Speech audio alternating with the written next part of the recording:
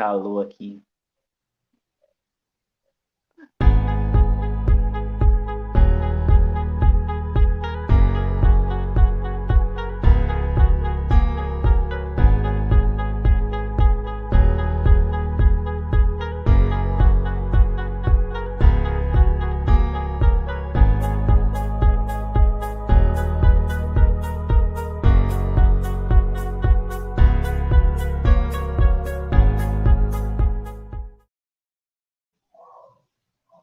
Olá, boa noite. Saudações a todos e a todas.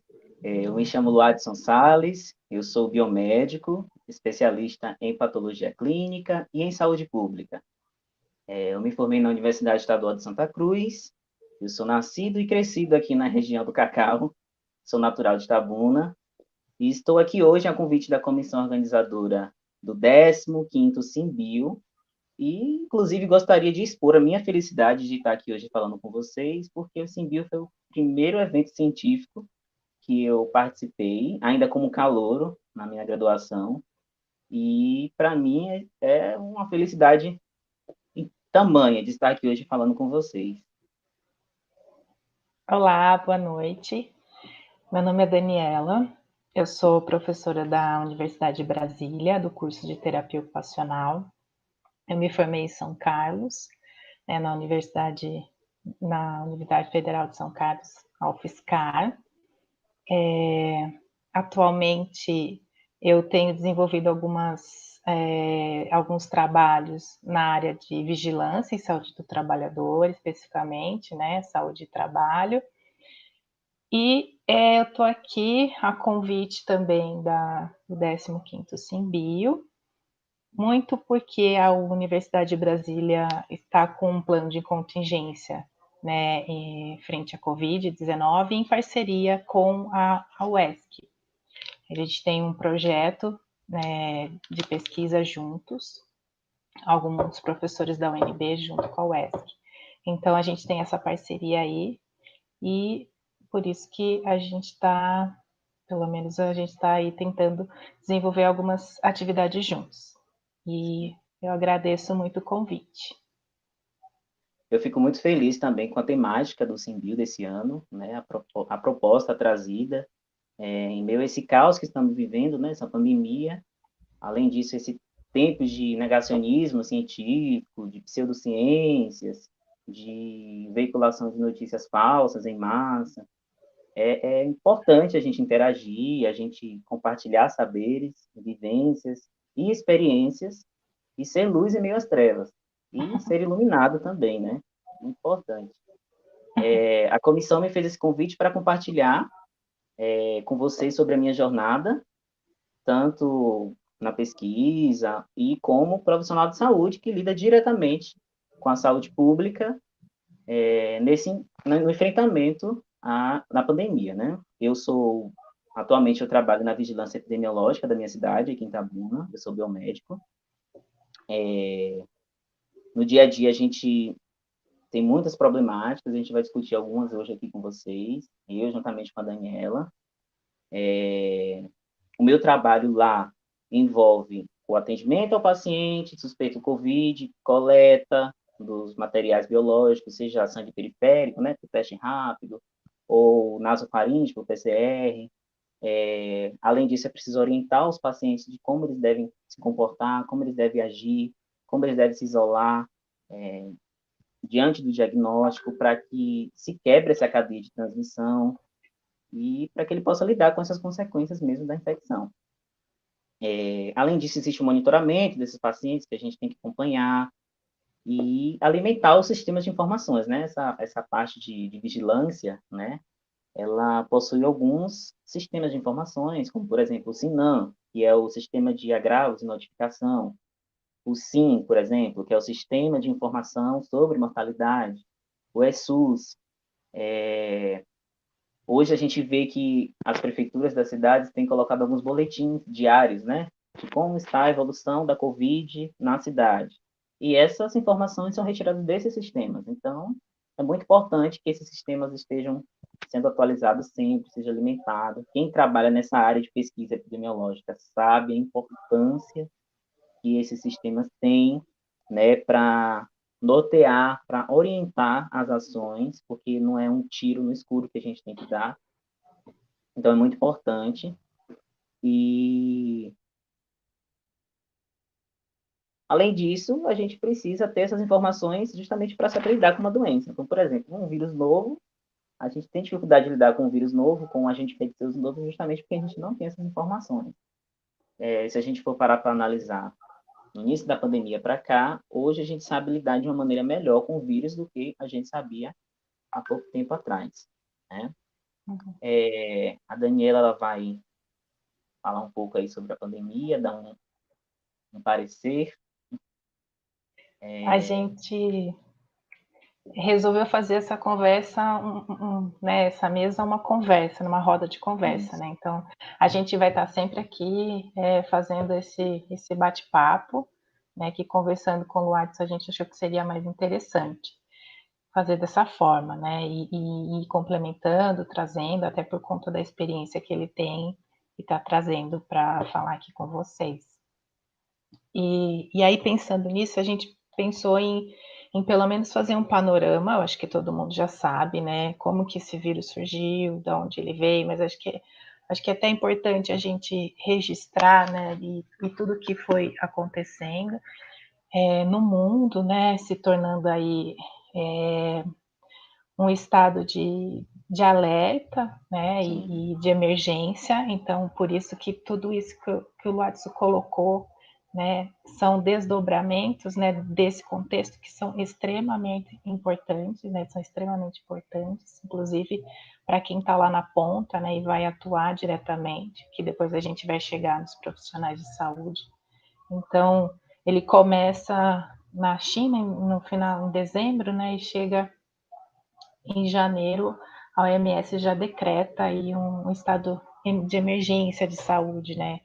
Coisa que ninguém estava esperando. Acho que se a gente olhasse para 2020 e fizesse qualquer previsão, a gente nunca Nunca imaginaria. esperar uma pandemia, né? Não é? A gente nunca ia imaginar um cenário como esse, né? E em março chega para a gente, né, um cenário que para tudo, né? Vamos nos isolar porque existe aí um vírus que vai mudar a rotina e a vida de todo mundo. Então, é importante também a gente resgatar, né, já que a gente vai falar um pouco de trabalho, né, e como esse trabalho reflete nos profissionais, que foi dentro de uma trabalhadora, né, uma empregada doméstica que pegou e se contaminou, né, o segundo caso no Brasil foi dessa maneira. E aí eu estava até conversando com o Adson, né, que eu resgatei alguns dados da Fiocruz para trazer para vocês sobre como que está esse cenário, né? Então eu peguei dados de 4 de outubro, que a gente tem aí 146 mil aproximadamente mortes pela Covid já no Brasil. A gente tem mais de quase 5 milhões, né, 4 milhões 920 aproximadamente confirmados, né, e o maior número de mortes, né, né, em outubro, 4 de outubro, está sendo no Amazonas, Pernambuco, Roraima e Sergipe. Então, eu trouxe esses dados para a gente também olhar um pouco para eles, né, e ver como esses profissionais eles estão sendo importantes no linha de frente e como esse contexto e isso que o Luatsu trouxe, né, de olhar, de ir lá fazer o teste, de mapear, é importante. Não é isso Muito que você estava importante. trazendo? Isso, muito importante. E aí, assim, é um pouco essa crise sanitária que a gente vem vivendo, né? E em algum momento, né, acho que o Brasil percebeu a importância do SUS, que eu acho que a gente tem que pontuar isso, Com né? Que certeza. Com toda não certeza. é. Eu acho que a gente tem que pontuar o papel que o SUS está fazendo. Então, como foi se organizando, mesmo sem recursos, sem tantos recursos, as pessoas, os profissionais pegaram para si, trabalharam Muitas horas. pesado, e de domingo a domingo, à noite. Você pode trazer um pouco esse cenário aí, se quiser complementar, acho que vai ser legal, já que você está lá próximo. Justamente, é porque as pessoas, a maioria da população não entende que tudo isso o SUS está inserido, né? Acha que o Uhum. SUS é apenas quando eu passo mal, eu vou no hospital, né? E o SAMU me atende, eu vou para o hospital. Não, o SUS é tudo relacionado à saúde, inclusive, na verdade, todos os brasileiros se utilizam do SUS, não apenas a população mais carente, mas todos os brasileiros utilizam o serviço do SUS, porque, por exemplo, em uma situação dessa de pandemia, é o SUS que faz os estudos, o controle epidemiológico, o controle para a doença não, né, não se agravar, quebrar esse ciclo de infecção, né, da doença, seja na distribuição de equipamentos ou até mesmo de estratégias. Ou, enfim, o SUS está inserido em todos os âmbitos, até mesmo nos serviços privados também. O SUS está, e é muito importante a gente enaltecer esse serviço, que Sim, mesmo que precário, né, mesmo que com essas situações, às vezes, a gente sabe que acontece, né, de sucateamento ou de condições não tão adequadas, mesmo assim os profissionais têm dado o seu melhor, têm arregaçado as mangas mesmo, batalhando numa guerra, né, uma guerra contra um inimigo invisível e que é complicado. É por isso uhum. que a gente está aqui hoje para falar sobre isso, sobre saúde mental, porque realmente é complicado.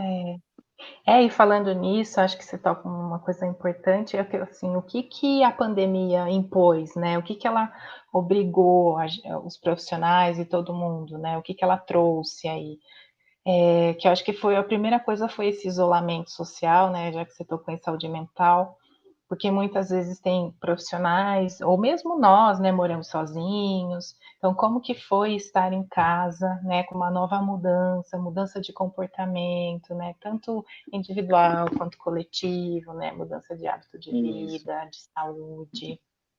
De maneira em geral, né, pandemia traz consigo inquietações à saúde mental, né? Não só nos profissionais da saúde, mas toda a população, Uhum, né? Todo mundo está assistindo uhum, sabe o quanto sofreu aí com esse isolamento e tal, mais ansiedade, depressão, entre outros transtornos mentais.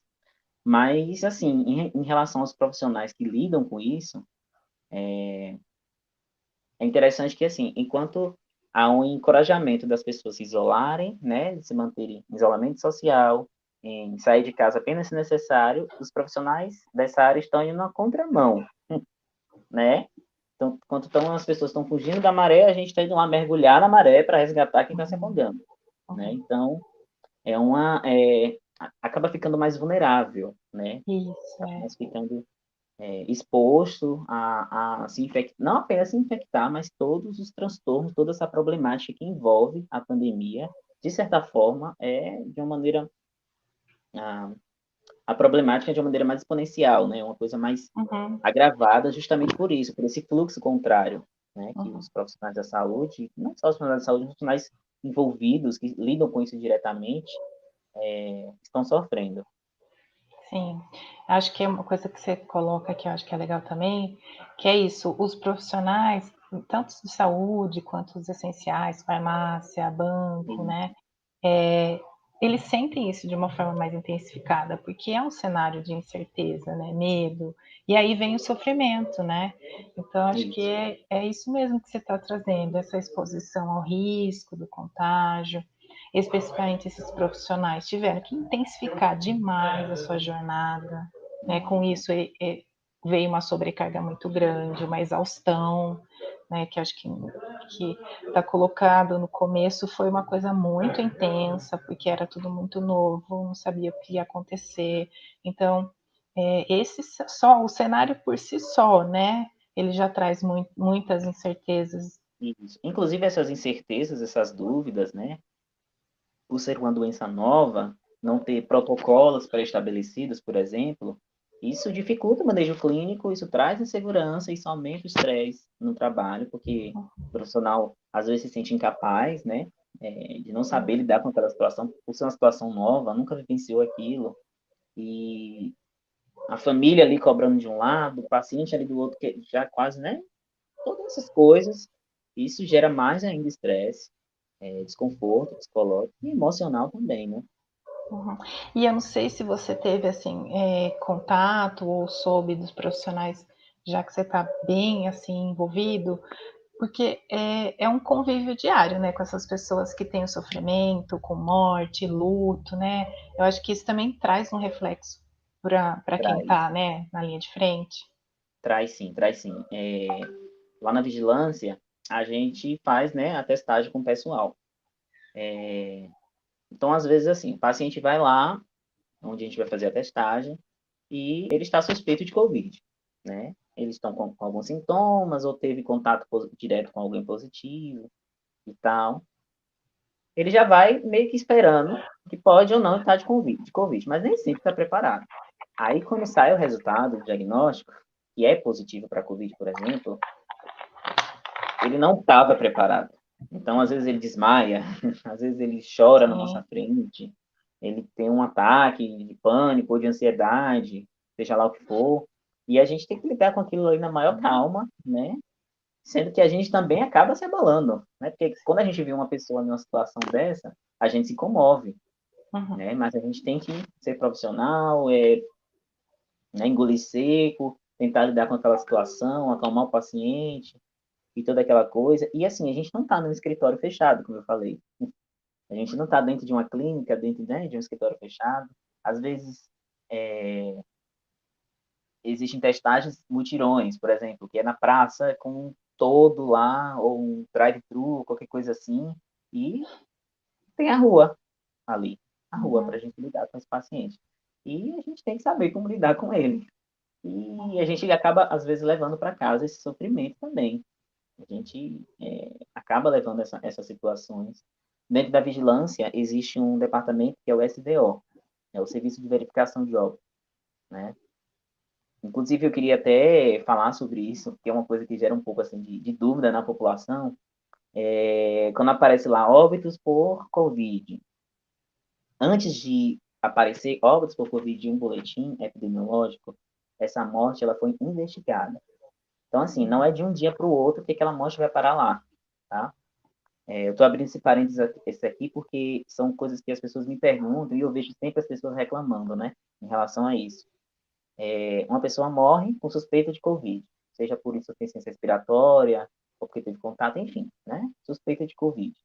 Existe uma investigação, um departamento da vigilância epidemiológica que se chama Serviço de Verificação de Óbitos. Esses profissionais vão lá, fazem a coleta, por exemplo, né, de lá do falecido. Essa coleta vai para análise, geralmente é o PCR, nasofaríngeo, vai fazer esse RT-PCR dele e tal, faz essa análise.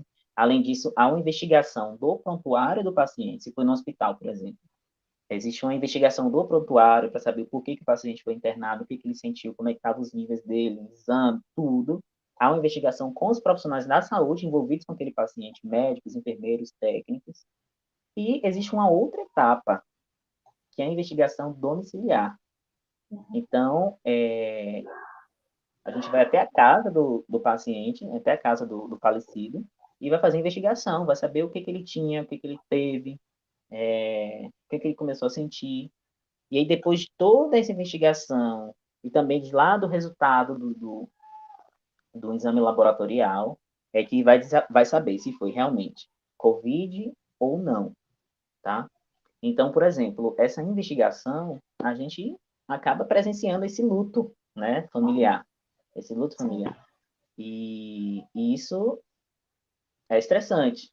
É estressante, a gente, muitas vezes, os familiares, por conta de algumas informações falsas, né? Ah, tô enterrando meu parente não morreu de Covid, não era Covid, e quando vai receber a gente, recebe com violência, inclusive eu já fui, Não. quase apanhei já uma vez.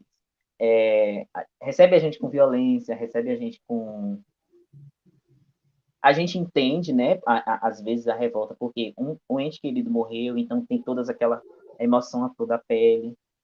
mas até a gente mostrar, né, que a gente está ali para o bem, que a gente está ali para esclarecer as coisas, né, é um processo um pouco demorado. Uhum. E assim, não é uma coisa assim, um fato aqui, um fato ali. Nós estamos numa pandemia, isso está acontecendo o tempo todo, é todo dia, toda hora, todo dia, toda hora. E sabe que é por isso que eu achei importante assim essa temática, porque como eu falei, eu sou da saúde do trabalhador, eu trabalhei no Sereste, né, um centro de referência em saúde do trabalhador, e às vezes, né, os profissionais da saúde, eles não são tão foco de intervenção.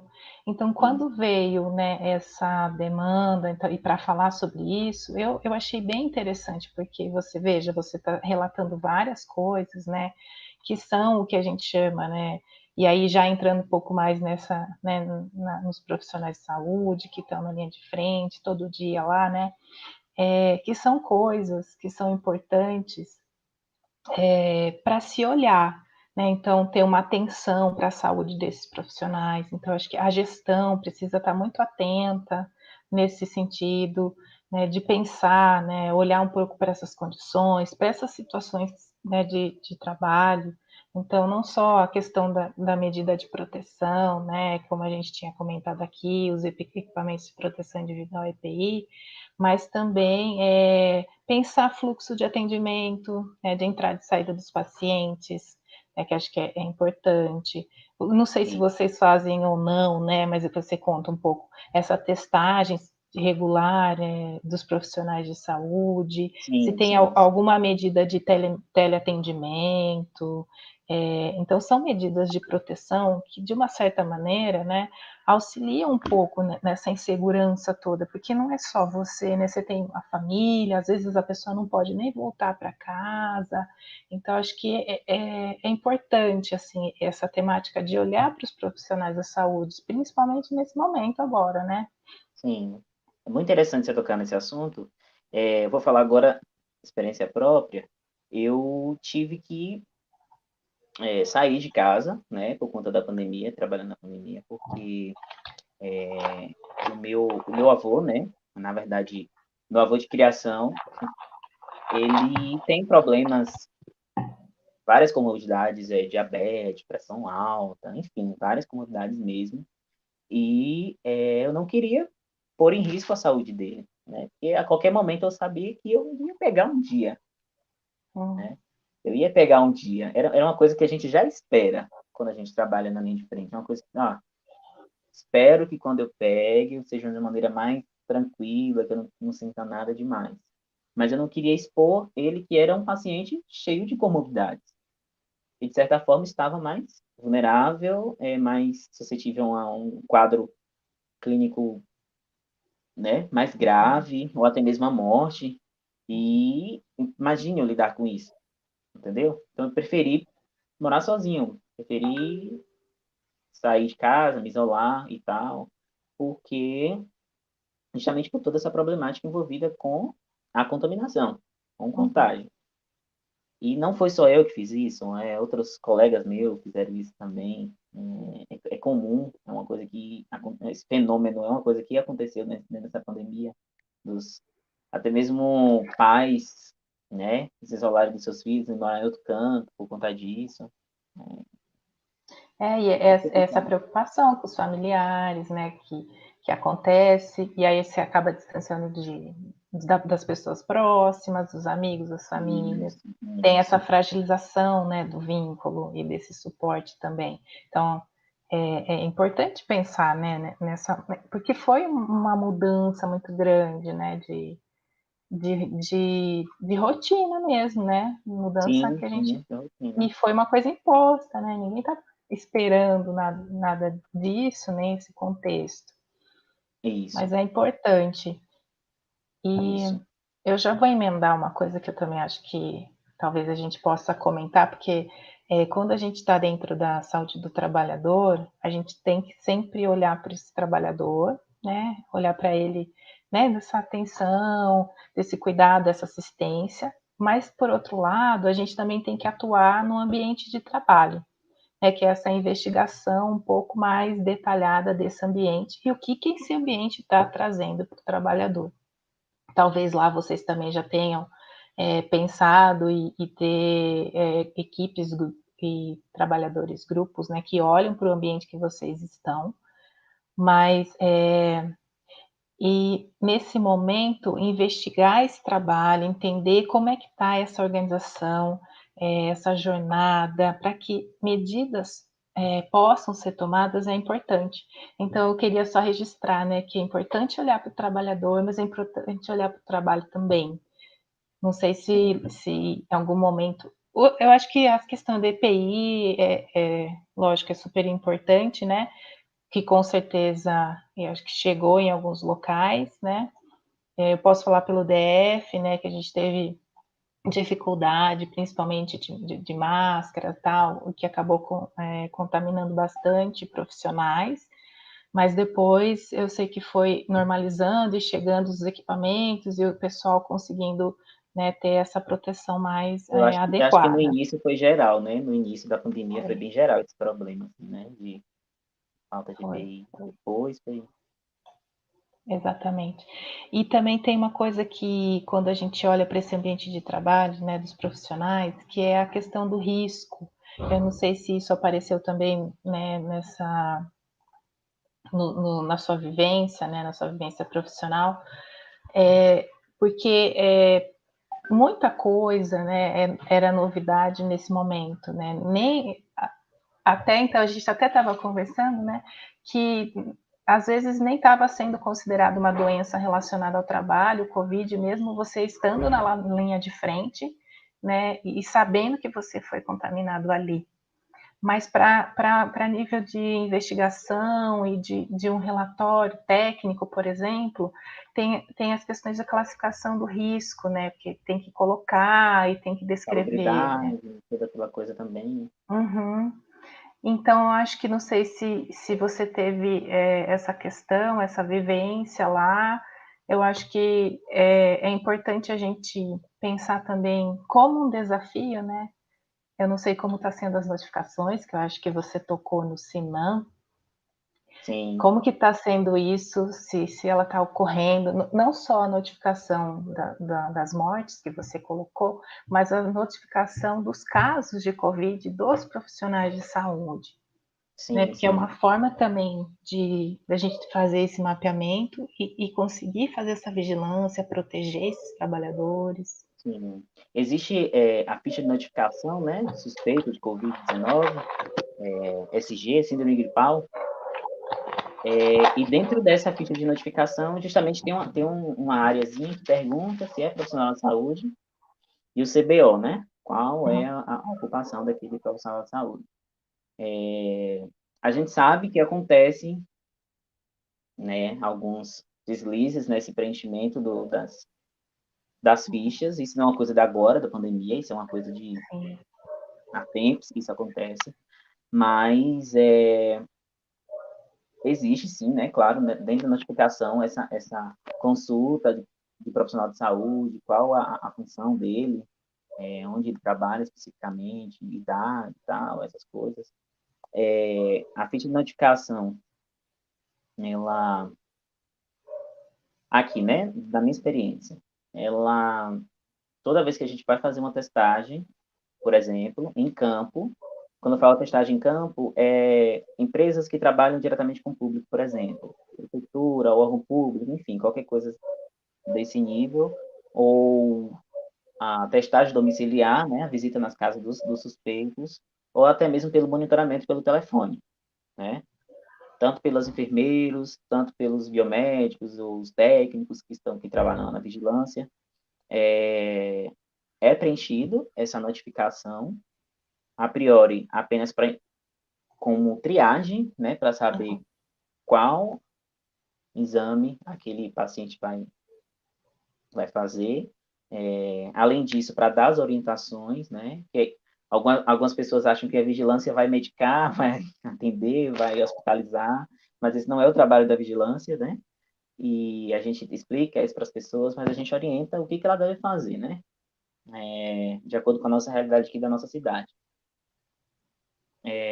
A gente utiliza essa notificação como uma triagem também para saber qual procedimento, qual exame, qual diagnóstico que vai ser utilizado, e depois disso, para alimentar o sistema de informações mesmo, o ESUS, o SINAM, caso tenha alguma mortalidade, né, o SIM, e a gente vê o quanto é essencial o preenchimento correto dessas fichas, porque a gente precisa encerrar os casos, a gente precisa monitorar os casos, saber como está a evolução, se o paciente foi internado, se o paciente está em casa, se o paciente melhorou, se ele teve uma piora, né? Fala-se de casos de reinfecção, por exemplo, né? Existem estudos que comprovaram já a reinfecção. A gente não tem, assim, um caso confirmado aqui na cidade, assim, toda aquela coisa de sequenciamento e tal, mas a gente precisa desses dados, por exemplo, para uma futura pesquisa, né? A gente precisa desses dados, desses detalhamentos. E é super importante a notificação justamente para isso, tanto para o trabalhador da saúde, quanto para a população também. E para as pesquisas também, a gente precisa entender como se comporta o vírus. Entender Sim, isso, saber como se comporta. exatamente. As notificações ou as subnotificações, né, como você falou, na saúde do trabalhador é uma problemática, a gente sabe, mas é importante isso que você trouxe, de que os profissionais, né, precisam fazer esse registro, né, tem todo um contexto, né, que a gente entende, às vezes até de sobrecarga de trabalho, e às vezes essa notificação fica bem difícil de fazer. Cada cada doença ela tem, né, a sua ficha, né, assim. É, Então tem o acidente, tem a doença de saúde mental, e tem trabalho infantil, né, tem o de PAI lá, né, de de auditivo e tem hepatite, de raiva, de é, de zika, de tudo. chikungunya, é diferente, é. E são esses profissionais que estão fazendo isso, né. Então, assim, às vezes a população mesmo, né, ela precisa entender que pode acontecer, né, de esses profissionais que geralmente acontece, estar sobrecarregado e não conseguir fazer, né? E no contexto do Covid, muitos se afastaram. Né? Então, tem um OBS aqui no DF que todos os profissionais pegaram Covid ao mesmo tempo. Ficou assim, Nossa, quase sem então atendimento. teve que fechar. Quase, quase. Então, é isso que a população precisa entender também num contexto desse, né? Muito atípico do que a gente está acostumado, só que problemas que já existiam, eles foram só intensificados, Agravados, né? né? Intensificados. Agravados, exatamente. Foram agravados, né? E apareceu mais ali aquilo que já existia antes. Então, e outra coisa que eu acho que é importante também colocar, esse olhar para os profissionais de saúde, eu não sei como está aí, e aqui no DF, né, a UNB acabou oferecendo alguns espaços online de acolhimento, de escuta, e às vezes escuta individual, escuta coletiva, e espaços de automassagem, de PICs, né, das práticas integrativas, que eu acho que Legal. é um espaço assim que também é uma forma de acolher esses profissionais, né, e olhar para eles, entendendo que eles estão lá na linha de frente, estão, né, no olho do furacão, né, como a gente costuma dizer, Sim. e precisam, né, dessa atenção e desse cuidado. Eu, assim, se tiver aqui, eu desconheço, estou por fora, estou desinformado. Se não tiver, já faço esse apelo aí. Se alguém É, eu conheceu, se tiver, por favor, me mande mensagem. É Já me informe. importante, aqui a gente tem até a terapia comunitária, né, a terapia integrativa comunitária online, né, eu sei que a UESC está oferecendo alguns espaços de promoção de cuidado, né, mais para os estudantes, Estudantes, mas isso. eu participei de uma terapia comunitária aqui do DF que tinha uma profissional de saúde daí, né, que participava. Então, acho que são espaços que podem ser construídos, né, para esse cuidado, né, saúde mental desses profissionais. Então, acho que seria bem bacana, né, esse olhar. Isso, isso. Ô, Dani, eu queria dar uma continuação, né? Listar, né, esses fatores de riscos relacionados a esse Sim, sofrimento psíquico dos profissionais de saúde, para a gente justamente continuar debatendo. uhum, E uma coisa que eu coloquei em primeira opção aqui foi justamente a estigmatização por trabalhar com pacientes de Covid, né? A gente percebeu assim, a gente brinca assim entre os profissionais de saúde, que a gente virou um Dalit, era assim, um intocável. As pessoas não querem saber da gente perto, né? Nos lugares, porque acham que a gente vai contaminar, a gente trouxe Covid do hospital, a gente trouxe Covid não sei da onde, a gente trouxe Covid não sei da onde. E acaba acontecendo essa hostilização mesmo, dos profissionais da saúde. Eu passei por isso, por exemplo, coisa simples, né? Não foi nada grave não, mas eu fui comprar uma Coca-Cola aqui no bairro onde eu moro, e o vendedor, por saber que eu trabalhava diretamente com isso, ele se recusou a me vender, não quis me vender. Aí expliquei para ele, não, eu não vou entrar não, é daqui mesmo, porque tinha uma grade, né? Aí eu falei, uhum, não vou entrar não, daqui mesmo, eu pego, eu te dou dinheiro, qualquer coisa eu passo até no cartão para você não pegar o dinheiro. Aí ele, não, porque você trabalha com isso e eu sou grupo de risco. E eu explicando para ele, mas assim, o risco que você tem em vender para mim é o mesmo risco que você tem de vender para qualquer outra pessoa. Ou até menos, porque eu, como profissional da saúde, eu me cuido, eu lavo minhas mãos, eu faço asepsia, eu chego em casa, eu tenho todo aquele cuidado. Não sei se qualquer pessoa na rua vai ter esse cuidado que eu estou tendo com você. Enfim, ele se recusou, falei, vai fazer o quê, né? Fiquei sem minha coca. e qual mais? Você falou que ia pontuar alguns. Vamos Isso, lá. além dessa hostilidade também, a restrição física, né, por conta dos EPIs, por conta dessa coisa toda. Eu não sei aí no DF, mas aqui tá um calor, agora, né, ultimamente. Tava até friozinho antes, tava legal, mas agora tá um calor. Então, assim, a gente põe o jaleco. Em cima do jaleco, a gente põe um avental descartável, a gente utiliza a luva, propé, às vezes, se necessidade, touca, óculos, máscara N95, aquela máscara Uhum, impossível respirar direito naquilo, e o face shield, né? Também. Então, assim, a gente fica, sabe, ofegante, e no calor, isso sim. piora, assim, sabe? E colegas, eu já passei mal, colegas meus já passou mal, às vezes nas testagens, por conta dessa restrição física mesmo, em relação aos EPIs, aos equipamentos que a gente utiliza. Uhum, E isso é um fator também que sim. você, como saúde do trabalhador, sabe disso, como isso influencia. É legal que você está trazendo isso, porque na saúde do trabalhador, a primeira coisa que, é assim, prerrogativa, é ouvir o trabalhador. Deixa Sim, ele trazer o que ele está fazendo, como ele está fazendo, que dificuldade que ele tem no dia a dia. E é legal porque você está trazendo isso, né?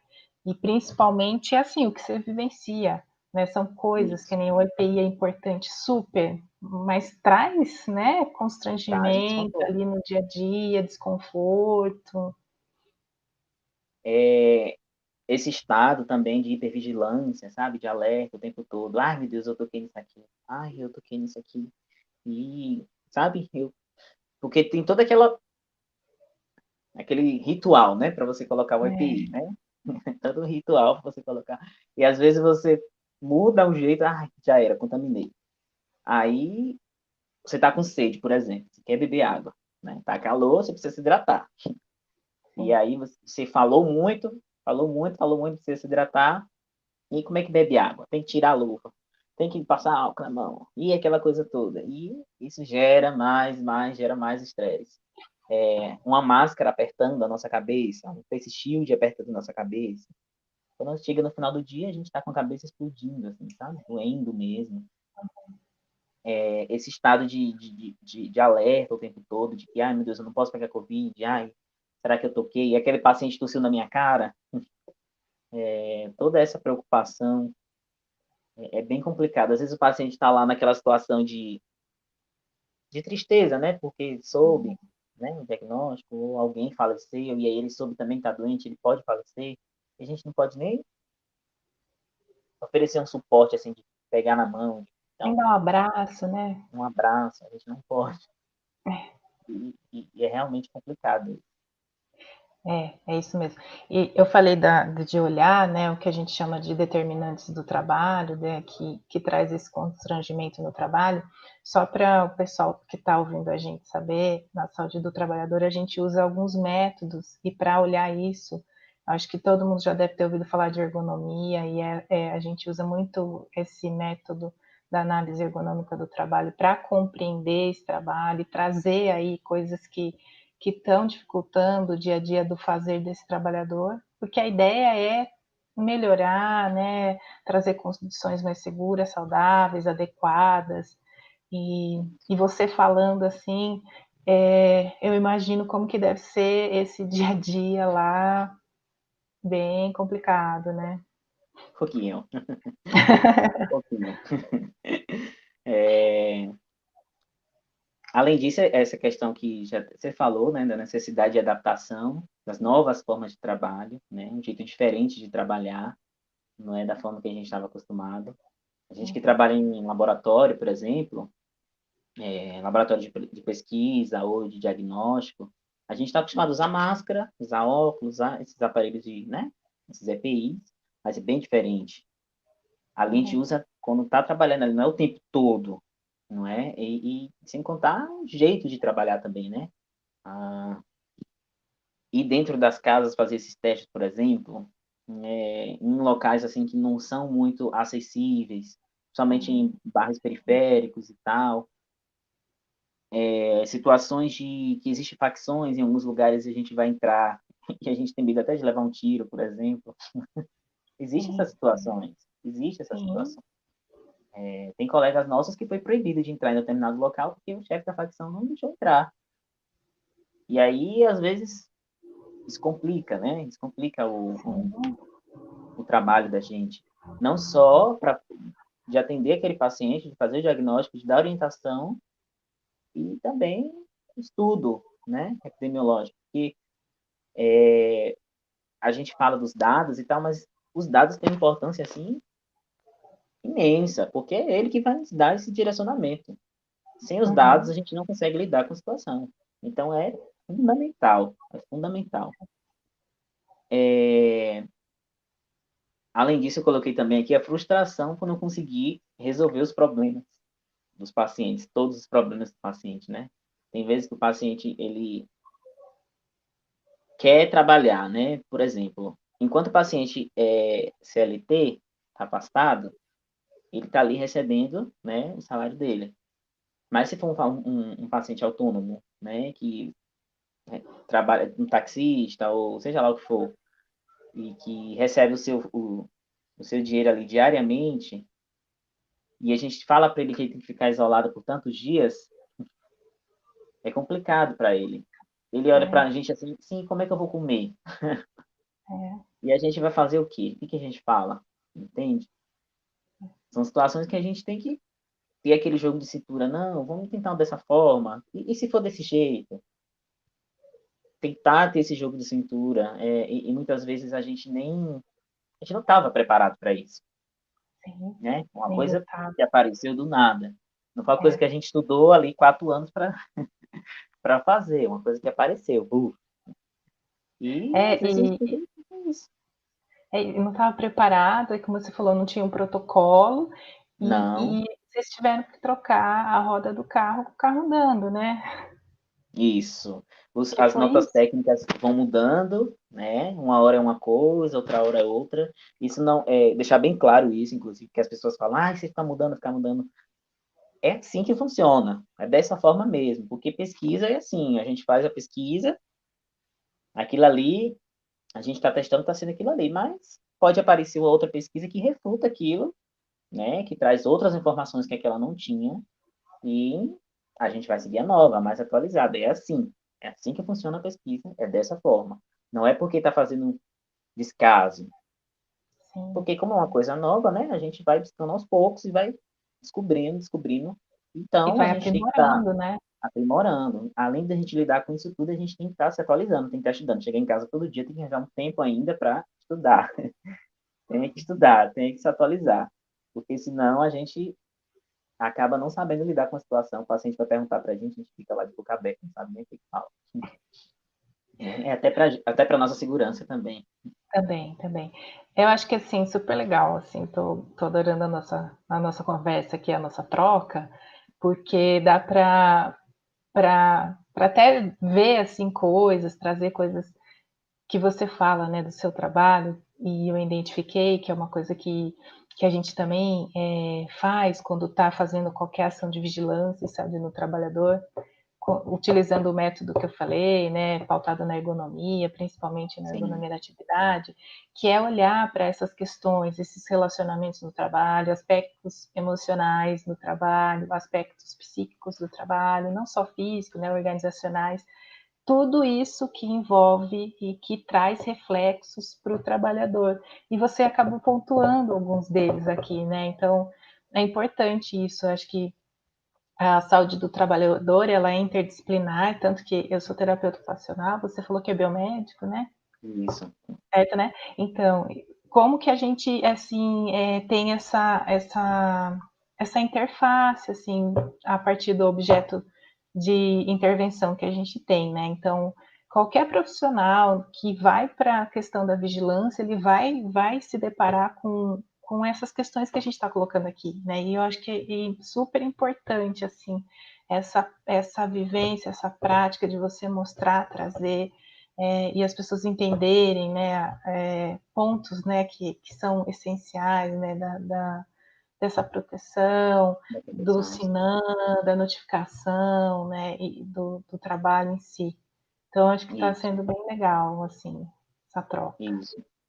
É, uma coisa, além dos pacientes, né, fora que a gente tem que lidar, a gente também tem que lidar com os amigos e os familiares, né, em relação, e principalmente é, com boatos, notícias falsas, né, em relação à pandemia, que frequentemente a gente tem visto por aí, né, receitas miraculosas, às vezes, de pH 14, de pH 19 e tantas coisas assim que fala, ah, isso é bom para Covid, ah, eu não peguei Covid porque eu tomo isso, ah, enfim, né? Tantas coisas que a gente tem visto por aí e a gente acaba gastando a energia assim, tendo que essa necessidade de orientação, né, dos amigos e dos familiares. E assim, a gente acaba sendo não vamos dizer um farol, mas assim, mas uma busca, assim, todo mundo vem perguntar assim, olha, você acha que isso aqui é verdade? Ou isso é bom? Isso é bom. Quando vem perguntar assim, eu acho maravilhoso, porque mostra que a pessoa realmente assim quer saber como lidar, e isso ajuda de uma maneira espetacular, né? Eu acho que isso, inclusive, é exercer cidadania, né? No âmbito político. Exercer cidadania é você estar preocupado com a sua saúde e a saúde coletiva. Isso é viver em comunidade, isso é exercer cidadania. E a gente tem que ter esse cuidado o tempo todo de desmentir esses boatos, essas notícias falsas, que não é desse jeito que funciona, não, o teste funciona assim, né? Às vezes a gente vai fazer testagem nos pacientes, por exemplo, e aí eles vão lá, né? Faz aquela zoada para fazer o teste e tal. E aí quando a gente faz um teste e deu um resultado que ele não queria. Às vezes ele queria positivo e deu negativo. Ou o contrário, às vezes ele queria negativo e deu positivo. Aí eles falam, não, isso aí tá errado.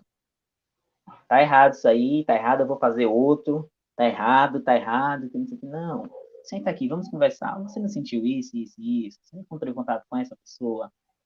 Então, o diagnóstico é esse. A gente explica a gente tenta até dar uma aula assim de sensibilidade, especificidade, como é, funciona o teste, o que é anticorpo, de uma maneira bem didática assim, bem mais fácil de se entender.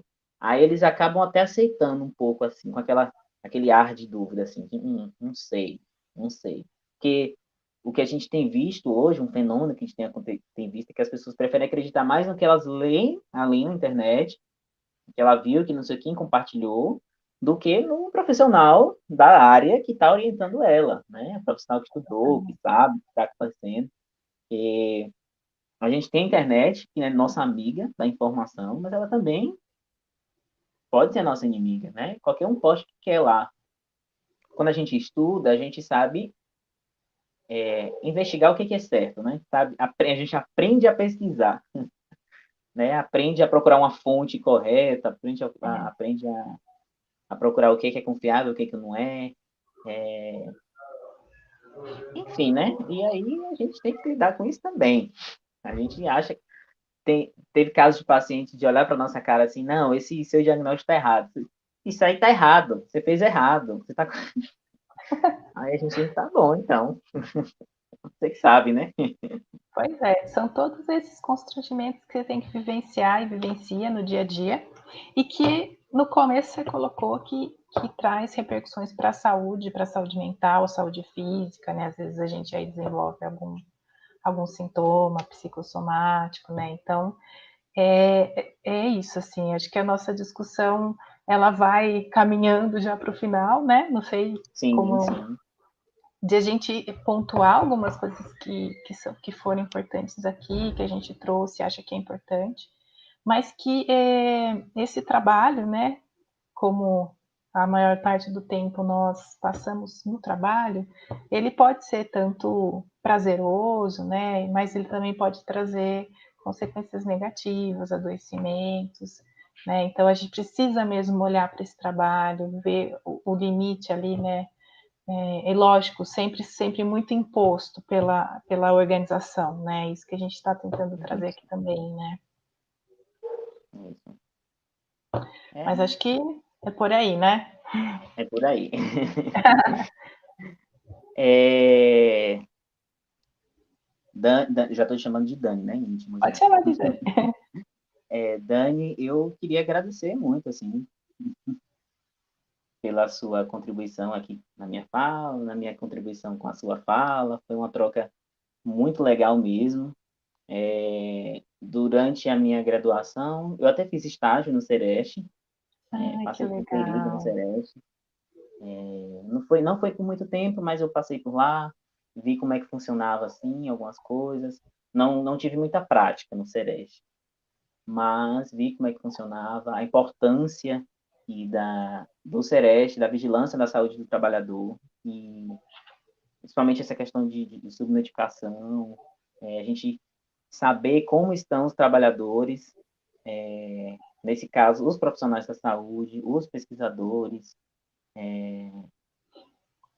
nesse caso, em relação à pandemia, o que está mudando na vida deles, o que está acontecendo, como é que eles estão, como é que esses soldados estão nessa guerra, né?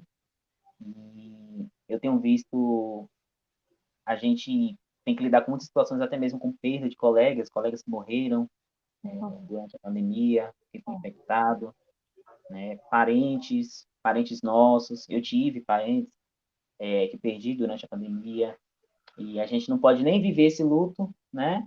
A Uhum. gente não pode. A gente vive, mas de uma maneira assim, correria, né? A gente vai. A gente não tem aquele momento de parar para pensar, para refletir, porque não tem esse tempo, né? E voltar para o trabalho e não ver lá o colega que morreu e pensar assim, eu posso ser o próximo, né? Todas essas coisas traz esse desconforto e, como você falou, até mesmo esses sintomas psicossomáticos, né? E vem aí tantas coisas além da ansiedade, depressão, e aí atacam a gastrite, a esofagite Sim, sim. e tantas outras coisas, alergias, intolerâncias e tantas coisas por conta desses estresses, né? Desses estresses no trabalho. Bom, eu também quero agradecer o Adson pela generosidade de trocar comigo, né, de a gente poder fazer dessa forma que a gente achou que ia ser mais legal Sim. e mais assim, que traria, né, uma discussão mais bacana para quem está escutando a gente. Muito obrigada, então, e agradecer você como profissional da saúde, né, e em seu nome, todos os outros, né, que estão aí na linha de frente, como você falou, né, nessa batalha, e a gente viu que é mesmo uma batalha, e você vai todo, né, equipado para lá. Equipado, armado. É, armado mesmo, né? Acho que a população está muito grata assim por vocês, né? E pelo trabalho, e por estar salvando vidas, né? Que é importante aí para nós. Então, muito obrigada pela troca, por você estar lá. E acho que para mim foi muito gratificante estar aqui. E acho que a gente fez um bate-bola aqui bacana, porque nós temos na alma o Sereste, somos seresteiros. A gente está se conhecendo hoje, não parece que a gente já se conhece faz tempo. Há Então muito foi tempo. muito legal. Muito obrigada, viu? Muito obrigado também. E eu queria estender o agradecimento também à comissão, né, do Uhum. Simbio. Muito obrigado pelo convite, estar aqui. Assim, minha felicidade é lá em cima, né, por ser da UESC, ser da casa, eu fico muito grato Sim. mesmo pelo convite. Eu quero agradecer também aos meus amigos e colegas que trabalham comigo, né, todos os dias ali. A gente a gente brinca, a gente conversa, tenta deixar o ambiente de trabalho um pouco mais leve, a gente lidando com isso, e a gente vai apoiando uns aos outros. Quando um tá com sintoma, tá com suspeita, a gente já, né, dá aquele suporte emocional. E eu quero agradecer a vocês e mandar um beijo, dizer que amo muito vocês. Legal. Obrigada também ao Simbio. Obrigada, gente. Acho que é isso. Abraço para todo mundo. Tchau, tchau. Tchau.